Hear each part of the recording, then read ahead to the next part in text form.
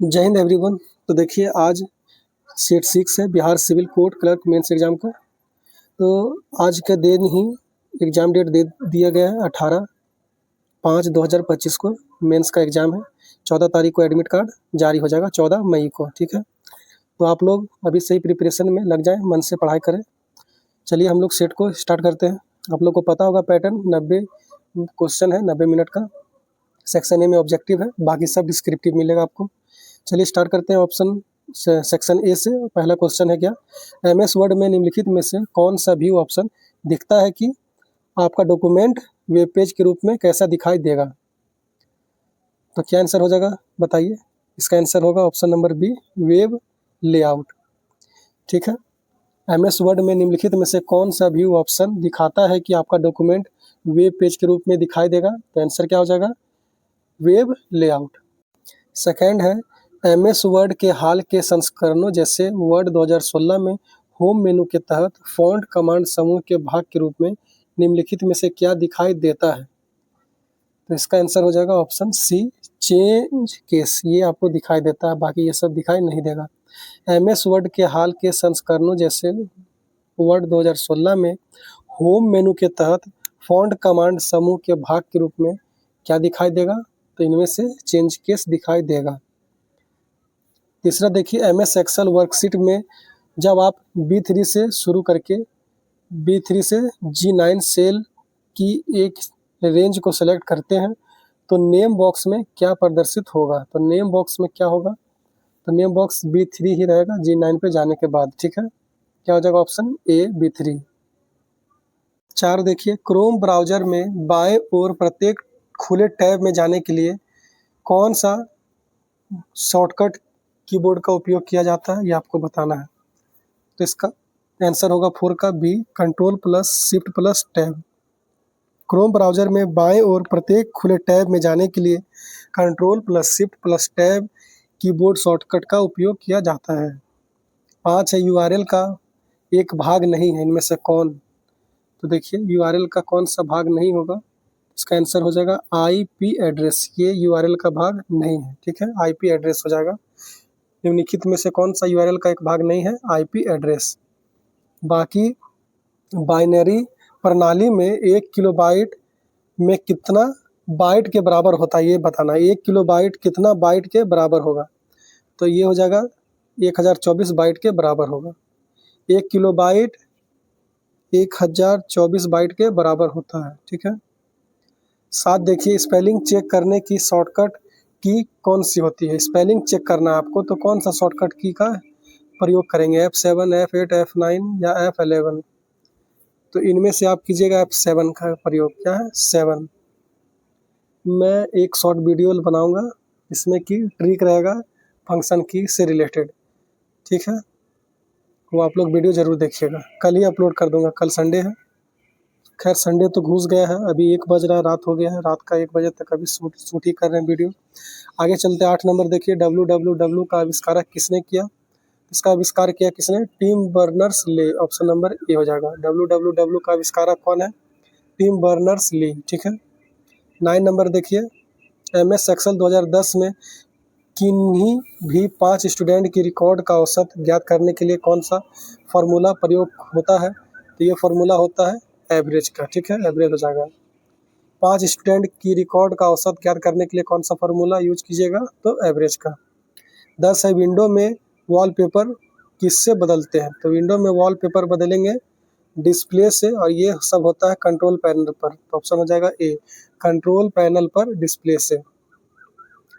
10 हो गया। 11 देखिए, 11 देखिए, रैम का पूरा नाम क्या है। तो रैम का तो आप लोग को पता ही होगा, रैंडम एक्सेस मेमोरी। और रोम हो जाएगा रीड ओनली मेमोरी। 12 देखिए, कंप्यूटर में डेटा को किस रूप में संग्रहित किया जाता है। तो कंप्यूटर में डेटा को बाइनरी रूप में संग्रहित किया जाता है। ऑप्शन हो जाएगा बी, बाइनरी रूप में, ठीक है। 13 देखिए, विश्व का प्रथम कंप्यूटर नेटवर्क डैश को माना जाता है। तो किसको माना जाता है, तो ARPANET को माना जाता है। ऑप्शन नंबर सी, विश्व का पहला कंप्यूटर नेटवर्क ARPANET को माना जाता है, ठीक है। 14 देखिए, आउटपुट देखने के लिए आप किसका उपयोग करते हैं। तो देखिए, मॉनिटर, कीबोर्ड, माउस। माउस क्या इनपुट वाला डिवाइस, स्कैनर इनपुट है, कीबोर्ड इनपुट है, आउटपुट करता है कौन, मॉनिटर। 15 देखिए, 15 है नंबर पैड डायरेक्शनल एरो के रूप में कार्य करने के लिए आप डैश की दबाते हैं। तो नंबर पैड डायरेक्शनल एरो का आपको यूज करना है, तो आप कौन सा बताए दबाइएगा, तो नम लॉक दबाइएगा। नम लॉक दबा लीजिएगा तो फिर क्या होगा, नंबर ही लिखाएगा, ठीक है, तो नम लॉक हो जाएगा। अब देखिए 16 से 35 तक मैथ रीजनिंग है, इसको आप लोग घर पे बनाइएगा। जो नहीं बनेगा उसके लिए मैं बुक का PDF दे देता हूँ, आप वहाँ से सॉल्यूशन देखकर आप लोग बना लीजिएगा, ठीक है। ग्रुप में आप टेलीग्राम ग्रुप में ऐड हो जाइएगा। टेलीग्राम यूज नहीं करते हैं तो मेरे नंबर पे, व्हाट्सअप नंबर पे मैसेज कर दीजिएगा, मैं आपको PDF प्रोवाइड करा दूँगा। 7903005750, ठीक है, ये 9 है, 7903005750। आगे देखिए सेक्शन बी क्या है, इंग्लिश डिस्क्रिप्टिव है, 20 नंबर का होगा। देखिए ये क्या है, तो पैसेज दिया गया, इसको प्रिसाइज करना है, मतलब छोटा करके लिखना है, 1/3 ऑफ द लेंथ। अब इसको काउंट कर लीजिए, 1 2 3 4 5 6 7 8, और इधर से देखते हैं 1 2 3 4 5 6 7 8 और 7 8 7 56 हो गया, लगभग 56 वर्ड का है ये। इसका 1/3 आप कर दीजिए, 1/3 कीजिएगा तो क्या हो जाएगा, 3 1 3, अच्छा 26 3 8 24, 3 9 27, मतलब 19 वर्ड या 18 वर्ड के अंदर में आपको क्या करना है, लिखना है। तब इसको पूरा पढ़िए और आप छोटा करके इसको 18 या 19 वर्ड के अंदर लिखना है आपको, ये आप लोग घर पे कीजिएगा। बाकी क्या है, दूसरा देखिए, right a later on any one of the following in 50 words, 50 word के अंदर में इन दोनों पे आपको लेटर लिखना है। लेटर लिखिए किसको, to the police officer regarding chain snatching या हुलीगनिज्म, मतलब ये गुंडागर्दी, मतलब बदमाशी करना। और बाकी ये क्या है, चेन स्नैचिंग, मतलब चेन, मान लीजिए आप कहीं पे बाजार गए होंगे या कहीं गए होंगे, आपका चेन छिना गया, तो आपको पुलिस ऑफिसर को लेटर लिखना है। या फिर आप जिस एरिया में रहते हैं वहाँ लफुआ भरा हुआ है, बदमाशी करता है, उसके बारे में आपको लिखना है। 3 देखिए, पैराग्राफ लिखना है 100 वर्ड के अंदर, कौन सा टॉपिक पे, तो कोई एक टॉपिक रहना चाहिए ये तीनों से रिलेटेड। तो देख लीजिए, necessity is the mother of invention, दूसरा है where there is will there is a way, आप लोग शायद इसी पे ज़्यादा अच्छा करेंगे, जहाँ चाह है वहीं राह है, सॉरी जहाँ राह है वहीं चाह है, तो आप बी पे ज़्यादा चाहिएगा कि लिखिए तो लिखिएगा। देखिए स्पेलिंग करेक्ट करना है जो कि इनकरेक्ट है। कंसीव लिखा है, कंसीव ऐसे नहीं होता है, कंसीव होता है CONCEIVE, कंसीव हो गया। इम्बेरेस ऐसे नहीं होता है, होता है कैसे, सॉरी काटते हैं, इम्बेरेस लिखिएगा कैसे, EMBARRASS, इम्बेरेस ऐसे होता है, ठीक है। आगे देखिए कह रहा है कि correct the sentences and re write them, पहले तो सेंटेंस करेक्ट कीजिए, फिर उसको फिर से क्या कीजिए, लिखिए। तो देखिए क्या लिखा है, this is one of the best book I have ever read, तो इसमें क्या करेक्शन होगा, तो इसमें ये करेक्शन होगा कि this is one of the best books I have ever read, books लगेगा, ठीक है, वन ऑफ द बेस्ट बोल रहा है कि सब बुक में से ये बेस्ट है। तो बुक बहुत सारा होना चाहिए, तब तो एक बुक को आप बेस्ट बताइएगा, तो बुक बहुत सारा होना चाहिए, इसलिए क्या होगा कि एस लगेगा, बुक्स के बाद में एस लगा के बुक्स बनाइएगा, तब ये सही हो जाएगा। बी देखिए, बी कह रहा है this is the only book which I have bought, तो देखिए यहाँ क्या होता है कि ओनली का यूज कर रहा है ना, this is the only book, तो विच नहीं आएगा, यहाँ पे क्या आएगा, डेट आएगा, this is the only book that I have bought, ठीक है। ये सब देखिए ग्रामर का रूल है। आप लोग अगर कहते हैं कि सर आप एक वीडियो बनाइए जिसमें कि इम्पोर्टेंट ग्रामर रूल्स रहे, तो मैं आप लोगों के लिए वो भी प्रोवाइड कर दूंगा, बशर्ते आप लोग सपोर्ट कीजिएगा तभी, नहीं तो मेहनत बेकार में कौन करना चाहता है बताइए, ठीक है। ऐसे ग्रामर का अगर इम्पोर्टेंट 100 या 120 रूल्स आप लोगों को दे दूंगा 2-3 घंटा का क्लास, तो आप लोग सब ग्रामर अच्छा करके आएंगे। चलिए आगे चलते हैं, देखते हैं क्या है आगे है। हिंदी इंग्लिश हो गया, अब हिंदी डिस्क्रिप्टिव है, इसमें क्या है, 1.5 शब्द में निबंध लिखना है, ये दोनों टॉपिक है। न्याय प्रक्रिया में बढ़ता राजनीतिक हस्तक्षेप, या फिर लिखिएगा नई राष्ट्रीय शिक्षा नीति पे आप लोग को निबंध लिखना है, जिस पे आपको अच्छा लगे लिखिए। दूसरा क्या है, दूसरा है विक्रेता कंपनी को एक पत्र लिखे जिसमें उनसे मांगे गए सामान की शीघ्रतम वितरण का आग्रह करें। तीसरा क्या है, नीचे दिए गए मुहावरे का अर्थ बताते हुए प्रत्येक का वाक्य बनाएं। खून सफेद होना, खून सफेद होना का अर्थ क्या होता है आप लोग को पता है? इसका अर्थ होता है अपने संबंधों को भूल जाना। खून सफेद होना मतलब अपने संबंधों को भूल जाना। वाक्य बनाइएगा ऐसे कि लालच ने उसका खून सफेद कर दिया, लालच ने उसका खून सफेद कर दिया। कान पर जू ना रेंगना, कान पर जू ना रेंगना का अर्थ क्या होता है? किसी बात का प्रभाव ना होना, किसी बात का प्रभाव ना होना। वाक्य बनाइएगा, बार बार समझाने पर भी उसके कान पर जू नहीं रेंगी। तीसरा है हाथ का मैल, हाथ का मैल लिखिएगा क्या? अस्थाई चीज, अस्थाई चीज, ठीक है। वाक्य में बनाइएगा कि पैसा हाथ का मैल है, इसे सही जगह लगाना चाहिए, ठीक है। आगे गागर में सागर भरना, इसका अर्थ होता है छोटी बात में ही गहरी बात कहना। गागर में सागर भरना का अर्थ क्या होता है? छोटी बात में ही गहरी बात कहना, ठीक है। इसका वाक्य बनाइएगा कि शिक्षक की एक बात ने गागर में सागर भर दिया। आप देखिए नीचे दिए गए अशुद्ध वाक्यों को शुद्ध करें। शुद्ध कैसे कीजिएगा, चलिए हम करते हैं। आप लोग देखिए, राम ने किताबें अलमारी से निकाला। क्या कैसा लगा आपको पढ़कर? आपको तो पहले भी बताएं कि किताबें बोलते हैं आप लोग या किताबें बोलते हैं, तो आप लोग क्या यूज करते हैं? किताबें यूज होता है, किताबें नहीं, बे नहीं होता, किताबें नहीं, बे तो किताबें होता है, अनुस्वार लगेगा, किताबें हो जाएगा यहाँ एक सही। और निकाला नहीं होगा, क्या आएगा? निकाली।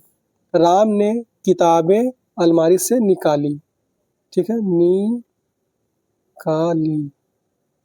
अनुस्वार लगाइएगा, निकाली, ठीक है। बी है शिक्षक ने छात्रों को प्रोत्साहित की। इसका क्या लिखिएगा? तो लिखिएगा शिक्षक ने छात्रों को प्रोत्साहित किया, की नहीं किया हो जाएगा, क्या होगा? किया। शिक्षक ने छात्रों को प्रोत्साहित किया। आगे है पर्वत पर इसको आप चढ़ाई पढ़ लिए होंगे अब तक तो। पर्वत पर चढ़ाई नहीं लिखा है, आसान नहीं है, तो यही होगा चढ़ाई, ऐसे लिखा था चढ़ाई, ठीक है। ये लिखिएगा पर्वत पर चढ़ाई आसान नहीं है, यहाँ है लिखा है, नहीं है, नहीं नहीं है होगा, है नहीं। देखिए एक होता है एक होता है, तो यही अंतर है, यहाँ पे है लिख दिया, यहाँ पे होना चाहिए है। आगे है ई देखिए, सॉरी डी देखिए, डी है गंगा नदी भारत की महत्वपूर्ण नदियों में से एक है। गंगा नदी भारत का लिखा है, लेकिन होना क्या चाहिए? की, भारत की महत्वपूर्ण नदियों में एक है, नहीं है, क्या होगा? है लगेगा, ठीक। बच्चों ने बगीचे में फूल लगाया, लगाया नहीं लगाए, लगाए, बच्चों ने बगीचे में फूल लगाए, ठीक है। अब ये हो जाएगा आपका सही। इसके आगे देखिए, इसके आगे क्या है? लघु उत्तरीय प्रश्न है, छोटा छोटा आंसर होगा इन लोगों का। चलिए स्टार्ट करते हैं पहला क्वेश्चन से। समान नागरिक संहिता का उल्लेख संविधान के किस भाग में है? तो इसका आर्टिकल तो है 44, तो भाग कौन सा हो जाएगा? भाग 4 में है, क्या है? 4 में है, इसमें है 4 में है। समान नागरिक संहिता भाग 4 में है। भारत के राष्ट्रपति का कार्यकाल कितने वर्षों का होता है? तो 5 वर्षों का होता है। राष्ट्रीय स्वच्छ गंगा मिशन का उद्देश्य क्या है? तो गंगा स्वच्छ मिशन का उद्देश्य यही है कि गंगा नदी का संरक्षण करना और गंगा नदी की सफाई करना। तो गंगा नदी की संरक्षण और सफाई आप लोग सही आंसर लिखिएगा। भारत का पहला ग्रीन फील्ड एयरपोर्ट कौन सा है? तो ये है राजीव गांधी इंटरनेशनल एयरपोर्ट। कहाँ का? तो हैदराबाद का। कहाँ का? हैदराबाद, हैदराबाद, ठीक है, गुड। आगे देखिए, आगे है राष्ट्रीय खेल दिवस किस खिलाड़ी की जयंती पर मनाया जाता है? तो आप लोगों को तो आता ही होगा इसका आंसर, मेजर ध्यानचंद। मेजर ही लिख देते हैं, आप लोग समझ ही, रिलेट तो कर ही लेंगे, मेजर ध्यानचंद। आगे देखिए, भारत में पहला पंचवर्षीय योजना का मुख्य उद्देश्य क्या था? पहला पंचवर्षीय योजना का मुख्य उद्देश्य था कृषि विकास, कृषि का विकास करना, यही था। ठीक है, विकास, कोई दिक्कत नहीं। आगे देखिए, आधुनिक भारत का शिल्पकार किसे कहा जाता है? आधुनिक भारत का शिल्पकार पूछ रहा है। ठीक है, तो ये आंसर हो जाएगा जवाहरलाल नेहरू, पंडित जवाहरलाल नेहरू। ठीक है, चलिए आगे देखिए, मूल अधिकारों के संरक्षण की गारंटी कौन देता है? सुप्रीम कोर्ट देता है, सर्वोच्च न्यायालय देता है। कौन देता है? सर्वोच्च न्यायालय मूल अधिकारों के संरक्षण की गारंटी। आगे है, राष्ट्रीय स्वास्थ्य सर्वेक्षण 2024 का मुख्य फोकस क्या है? इसका मुख्य पोषण है मातृ और शिशु स्वास्थ्य। मातृ मतलब माता जी, मम्मी, और शिशु स्वास्थ्य, ठीक है, बच्चा का स्वास्थ्य। आगे है क्या, 2024 में किस खिलाड़ियों को खेल रत्न पुरस्कार से नवाजा गया? तो देखिए 2024 में हो जाएगा कौन कौन सा, मनु भास्कर, डी गुकेश, हरमनप्रीत सिंह और प्रवीण कुमार। मनु भास्कर, डी गुकेश, हरमनप्रीत सिंह और प्रवीण कुमार। ठीक है, आगे देखिए क्या है, भारत में 5G सेवाएं सबसे पहले किसने शुरू की? तो भारत में सबसे पहले 5G सेवाएं लाया कौन? रिलायंस जियो। कौन लाया? रिलायंस जियो। और साथ में कौन था? एयरटेल भी लाया है। दोनों आंसर होगा। ठीक है, कर्क रेखा भारत के किन राज्यों से होकर गुजरती है? तो टोटल राज्य तो पता ही है आपको, 8। इसका ट्रिक भी है, मित्र, गमछा, झार। तो इसका राज्य कौन कौन सा हो जाएगा? गुजरात, राजस्थान, मध्य प्रदेश, छत्तीसगढ़, झारखंड, पश्चिम बंगाल, त्रिपुरा, मिजोरम। फिर से एक बार, गुजरात, राजस्थान, मध्य प्रदेश, छत्तीसगढ़, झारखंड, पश्चिम बंगाल, त्रिपुरा, मिजोरम। एम नंबर देखिए, भारतीय संविधान का अनुच्छेद 368 किससे संबंधित है? तो 368 संबंधित है संविधान संशोधन से। संविधान संशोधन से, ठीक है, संविधान संशोधन लिख देते हैं ऐसे करके शॉर्ट में, संशोधन से है। सबसे हल्की गैस कौन सी है? तो ये हो जाएगा क्या? हाइड्रोजन। हाइड्रोजन सबसे हल्की गैस है। ठीक है, हाइड्रोजन है। भारत का राष्ट्रीय आयकर दिवस कब मनाया जाता है? तो ये मनाया जाता है 24 जुलाई को। भारत का राष्ट्रीय आयकर दिवस कब मनाया जाता है? 24 जुलाई को। तो इस तरह से सेट जो है कंप्लीट होता है। मैथ और रीजनिंग का सॉल्यूशन आप लोग घर पे ट्राई कीजिए, नहीं बनेगा पीडीएफ से आप लोग देखकर बनाइए।